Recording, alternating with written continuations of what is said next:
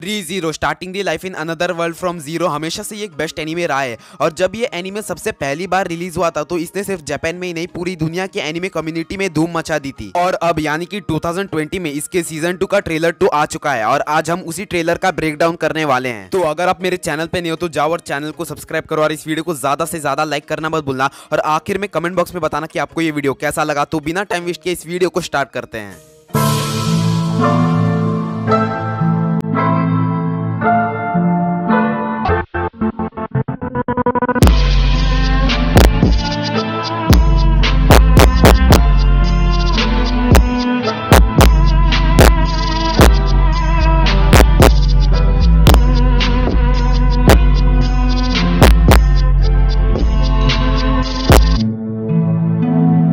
11 जून को शाम 5:30 बजे कादोकावा एनीमे, जो कि जापान के ऑफिशियल एनीमे कंपनी का एक यूट्यूब चैनल है, वहां पर एक लाइव सेशन हुआ था जहां पर सुबारू और एमिलिया के वॉइस एक्टर युसुके कोबायाशी और राई तकाहाशी को बुलाया गया था। और उस लाइव सेशन में मैं भी था और बहुत सी डिस्कशन हुई Re:Zero के सीजन 2 के बारे में। और हालांकि वो सेशन जापानीज में था इसलिए मैं आपको उसके बारे में ज्यादा एक्सप्लेन नहीं कर सकता। हालांकि मैंने बहुत सी इंपॉर्टेंट डिस्कशन जापानीज में ट्रांसलेट किए तो इसके बारे में मैं एक अलग सी वीडियो बना दूंगा। और वो सेशन लगातार 1 घंटे तक चलता रहा और उसके 5 मिनट के बाद ही Re:Zero के सीजन 2 का सेकंड ट्रेलर आ गया, जो कि बहुत अमेजिंग ट्रेलर था। तो ट्रेलर के फर्स्ट सीन में हम देखते हैं कि सुबारू एक अनजान जगह पर है जो कि एक केव की तरह है। और फिर वो जरा सा टेरिफाइड भी रहता है और फिर वो आगे बढ़ने लग जाता है उस केव में चलते चलते सुबारू को एक लड़की की आवाज आती है जो कि कहती है कि आईसी तो ये तुम्हारे कोर का डिजाइन बहुत मजेदार है। तो उस लड़की की आवाज को सुन के सुबारू जरा चौंक जाता है और वो फिर अचानक से एक खूबसूरत से जगह में टेलीपोर्ट हो जाता है। वो लड़की सुबारू से कहती है कि क्या मैंने तुम्हें डरा दिया? तो इधर जरा सा सुबारू डरा हुआ लगता है, उसके चेहरे से हमें उसका रिएक्शन पता चल रहा है। और वो लड़की आराम से एक चेयर पे बैठी हुई रहती है और वो ये भी कहती है कि बहुत समय हो गया मैंने किसी से बात नहीं की, तो शायद मैं तुमसे बात करने के लिए उत्सुक थी। वो अपना नाम एकिडना बताती है और वो ये भी बताते कि वो विच ऑफ द ग्रीड है, यानी कि चुड़ैल लालच की। तो अगला सीन चालू होता है एक कार्ट के व्हील से। उस कार्ट में रैम बैठी होती है और फिर एमिलिया को दिखाया जाता है और फिर कुछ फ्लैशबैक्स भी दिखाए जाते हैं। तो एक जगह पर बहुत से सोल्जर मरे हुए रहते हैं और फिर सुबारू जो रहता है वो घाई में रहता है, वो किधर तो भाग रहा रहता है। तो फिर उसकी नजर जाती है रैम पे जो कि बेहोशी की हालत में नीचे जमीन पर पड़ी हुई रहती है। और फिर वो जाता है उसके पास और रैम को उठाने की कोशिश करता है पर वो उठती नहीं है। सुबारू और एमिलिया एक जगह पर ट्रैवल करते हैं रैम के साथ जो कि बेहोशी की हालत में रहती है। तो आप बेसिकली देख सकते हो कि रैम जो है वो बेहोश है। तो फिर एक नए कैरेक्टर का इंट्रोडक्शन होता है जो कि सुबारू और एमिलिया को स्वागत करती है और वो फिर अपने नोकीले दांत दिखाती है। और फिर यहाँ पर एमिलिया, सुबारू, मास्टर स्वॉर्ड्समैन और कुछ लोग के साथ कुछ तो डिस्कशन होता है इन लोग का। ये सभी लोग कुछ ना कुछ परेशानी में रहते हैं। तो अगला सीन जो है वो कार्ड्स पर जाती है। वो चल ही रहे होते हैं कि उनमें से कुछ कार्ड्स अचानक से ब्लास्ट हो जाते हैं और फिर यहाँ पर कुछ सोल्जर्स और रैम लड़ाई के लिए तैयार हो जाते हैं। तो यहाँ पर 2 नए स्ट्रॉन्गेस्ट विलन्स को इंट्रोड्यूस किया जाता है, लेकिन हमें उनका नाम नहीं बताया जाता। तो रैम जो है वो इन दोनों में से एक पे अटैक करती है पर उस अटैक का उस विलन पे कोई भी असर नहीं होता। फिर रैम उस दूसरे विलन से भी लड़ना चालू कर देती है, सुबारू के उसके साथ हसीन पल याद कर करके। फिर हम अगले सीन में ये देखते हैं कि सुबारू अचानक से रोना चालू कर देता है और इस सीन से हमें पता चलता है कि रैम के साथ कुछ बहुत ही ज्यादा बुरा हुआ है। फिर एमिलिया जो रहती है वो सुबारू को सहलाना चालू कर देती है और रैम बेड पर लेटी हुई है और शायद से वो गहरी नींद में या फिर कोमा में चली गई है। ये कंफर्म तो नहीं किया गया है पर ट्रेलर को देख के ऐसा ही लगता है। और उसके बाद और कुछ सीन्स दिखाए जाते हैं पर वो समझ के बाहर है, इसके लिए हमें एनीमे ही देखना होगा जो कि एयर हो रहा है 8 जुलाई को। और भाई अगले सीन में रोजवाल सामा को बहुत से चोट और फ्रैक्चर्स लगे हैं और भाई ये तो भी हंस रहा है, पता नहीं इसका क्या झंझट है। और भाई इस सीन में सुबारू किसी चीज को प्रोटेक्ट कर रहा है और ये बंदा सुबारू को मारने आ रहा है। और आखिर के सीन में एकिडना जो कि लालच की चुड़ैल होती है वो हंस रही रहती है। और इसके आखिर के सीन में जो सुबारू का डायलॉग है वो है मैं तुम्हें बचा लूंगा चाहे कुछ भी हो जाए। और ये शायद से सुबारू रैम के लिए कह रहा है। तो मुझे लगता है कि इस वीडियो को एंड करने का समय आ चुका है। तो आज के लिए बस इतना ही, तो मिलते हैं फिर अगले वीडियो पर। तो अगर आप मेरे चैनल पे नहीं हो तो जाओ और चैनल को सब्सक्राइब करो यार,